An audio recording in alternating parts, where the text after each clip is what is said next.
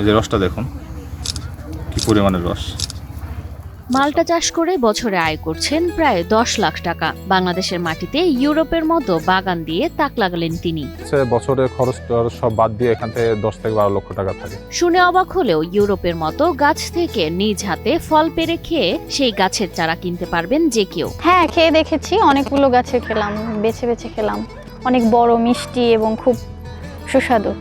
বলছি 34 বছরের হানিফ আলী মণ্ডলের কথা, যার বাগানের চারপাশে ঝুলে আছে থোকায় থোকায় মালটা আর কমলা। মোটামুটি প্রতিটা গাছে গড় এভারেজে কোনো গাছে 2 মণ 3 মণ এরকম ভাবে 100 কেজি 90 কেজি 80 কেজি এরকম ভাবে ফল আছে। দর্শনার্থীদের ভিড় প্রতিদিনই বাড়ছে। দূর দূরান্ত থেকে মানুষ আসেন বাগান ঘুরতে, ছবি তুলতে আর মালটা ও কমলা কিনতে। বাগানটা অনেক বড় আর অনেকগুলো, মানে সব গাছেরই প্রায় অনেক সুন্দর খেতে, অনেক মিষ্টি। আমার তো খুবই ভালো লাগছে।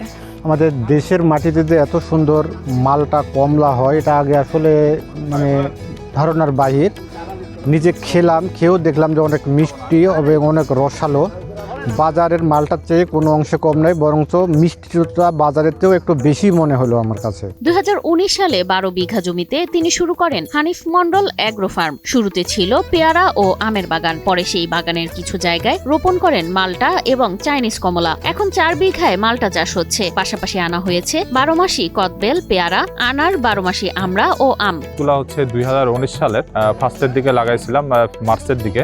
তো এখন হচ্ছে 2025 সাল, প্রায় 7 বছর হচ্ছে। আলহামদুলিল্লাহ আমরা এই বাগানটা সাথী ফসল হিসেবে মালটার সঙ্গে আমরা পেয়ারা লাগাইছিলাম। পেয়ারাটা এখানে ছিল 3 থেকে 3.5 বছর, তারপর থেকে আমরা মালটাটা শুরু করি। আলহামদুলিল্লাহ এখন আমাদের মালটার ভালো ফলন হচ্ছে। ছোটবেলায় গাছের প্রতি ভালোবাসা থেকেই একসময় বাবার বাগান দেখভাল করতে শুরু করেন হানিফ। এরপরই তার স্বপ্ন তৈরি হয় দেশের জন্য মানসম্পন্ন ফলের বাগান গড়ার। আমার বাবা একজন পেয়ারা এবং আম চাষি, তো আমি তখন দেখলাম যে আমি একটা সমন্বিত ফল বাগান করবো। সেই সূত্রে আমি বিভিন্ন ইউটিউবে দেখি, অনেক জায়গাতে দেখি, দেশের বাহিরের অনেক প্রোগ্রামগুলোও দেখি। খুব সুন্দর লাগে যে আমাদের দেশের মালটা এখন যেটা হচ্ছে সেটা আমরা আগে দেশের বাইরে দেখতাম। আমি তখন ভাবলাম যে কিছু মালটা কমলা করি। কম খরচে মালটা চাষ করে 3 বছর ধরে বাগান থেকে ভালো ফলন পাচ্ছেন বলে জানান হানিফ। এখানে আমাদের জৈব সারটাই বেশি আমরা ইউজ করি, রাসায়নিকটা খুব কম। আমাদের এই মালটাতে কীটনাশক স্প্রেটা, যেটা আমরা কীটনাশকটা খুব অল্প স্প্রে করা হয় এবং লেবার খরচও কম লাগে। সব মিলে আমাদের চাষির কাছে, আমি চাষি হিসেবে আমরা যেটা দেখলাম, আমার কাছে আম বলেন, পেয়ারা বলেন, সবচাইতে অল্প খরচে বেশি মুনাফা সেটা হচ্ছে মালটা। রাজশাহীর চারঘাট উপজেলার সিলভার টিপ কন্ট্যাক্টে তৈরি নিরাপদ ও নান্দনিক ক্লিক সুইচ নির্ভরতা জীবন জুড়ে। ফতেপুর গ্রামে হানিফ আলী মণ্ডলের বাগান যেন ইউরোপের কোনো ছোট্ট ফলের উদ্যান। প্রথমত 200 গাছ নিয়ে আমি শুরু করি। এখন আমার হচ্ছে এখানে 550-র মতো আম গাছ আছে এবং মালটা গাছ আছে এখানে প্রায় 600-র মতো।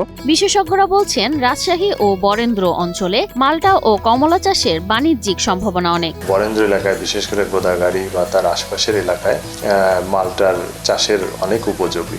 শুধু তাই নয়, তার আশেপাশের যে কিছু এলাকা আছে যেখানে আমরা ডাইং বলে থাকি ওই অঞ্চলের আঞ্চলিক ভাষায়, উঁচু খাড়ি বা এই ধরনের অঞ্চল, সেখানেও মাটির পিএইচ এই মালটা চাষের উপযোগী। বা যে কমলাগুলো আমরা গ্রাফটিং করে রোপণ করে থাকি সেগুলো অনায়াসে চাষ করা যেতে পারে।